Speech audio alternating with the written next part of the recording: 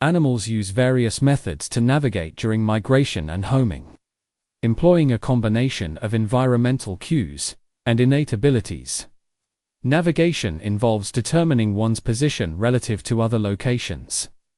If you were given a compass direction, say east, and were told to travel that way to find home, that simple orientation could be easily accomplished. If, however, you were completely lost and did not know where home was, you would need to navigate.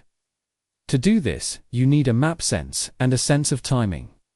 A map sense is an ability to be aware of the latitude and longitude of an area. It is one of the unexplained mysteries of biology. A sense of timing is an internal clock. Say you orient yourself with the sun constantly on your left shoulder. The sun appeared to be constantly moving in the sky due to the Earth's rotation, so you would go round in circles. To navigate, you have to have an internal clock to compensate for the movement of the sun during the day, or the stars at night. These two things, a map sense and a sense of timing, are needed for solar and stellar navigation. Now let us explore the methods used by animals to navigate.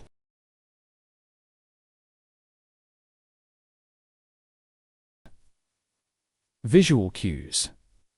Many animals learn about their surroundings, just as we learn the streets, shops, hills, and valleys of our home. Birds that migrate learn the shape of coastlines and other topography of their route. Other animals learn where streams and food trees are, and most know objects that point to home.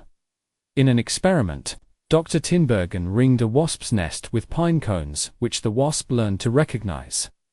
When the ring of cones was moved, about 30 centimeters, the wasp kept looking for its nest in the middle of the circle, even though it could have seen the mouth of its burrow 30 centimeters away. In a variation of the experiment, the nest was surrounded by a triangle of pine cones, and a ring of stones was placed next to that. The wasp headed for the ring of stones, showing that it was the arrangement of the cones, not the cones themselves, that the insect was reacting to. This experiment shows how animals use visual cues to locate their homes.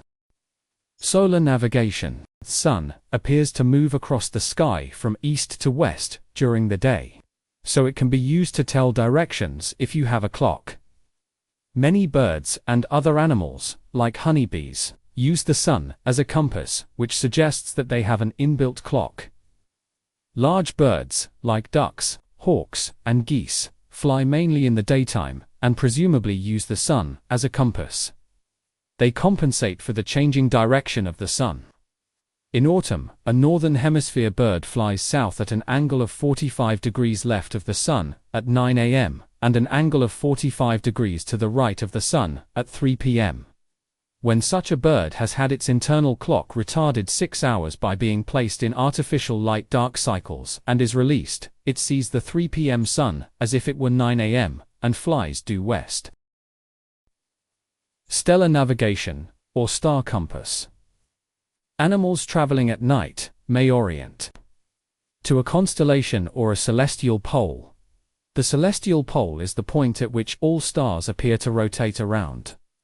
Constellations move across the sky with time, so animals require an internal clock for compensation. Birds orient themselves towards the part of the sky that rotates the least. Celestial poles do not move. Magnetic compass. One of the many methods used by homing pigeons is to follow the magnetic field lines of the Earth. So they have a magnetic compass. The angle of the Earth's magnetic field varies with latitude. So many animals like whales and dolphins use this for navigation. Chemical navigation. Dogs follow scents to find their home, and ants leave chemical trails for other ants to follow.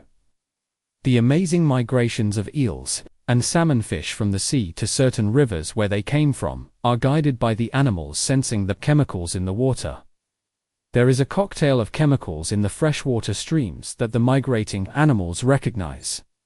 Adult New Zealand eels may be 10 years old before they swim to the warmer waters between Fiji and New Caledonia, where they breed and die.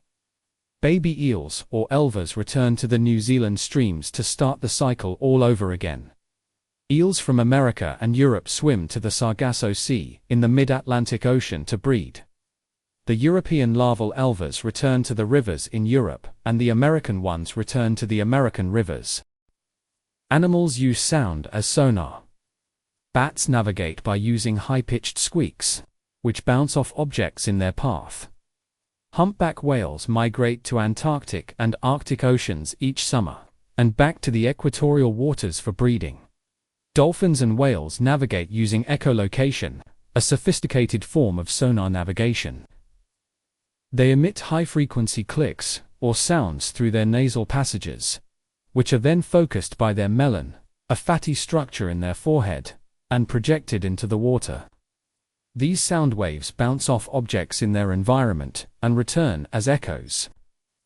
The animals receive these echoes through their lower jaw and inner ear, allowing their brain to interpret the information. This process enables dolphins and whales to map their surroundings in 3D.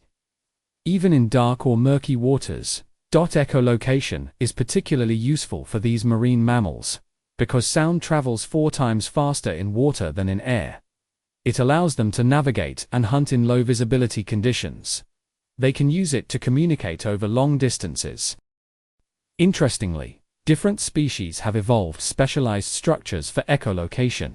For example, sperm whales have an elaborate sound-generating device in their nose, which takes up about a quarter of their body length. This adaptation allows them to produce powerful sonar clicks for deep-sea navigation and hunting. Animals often use multiple navigation methods in combination, adapting their strategies based on available environmental cues and the phase of their journey. Thanks for watching this video on animals' navigation methods for migration and homing. I look forward to seeing you again soon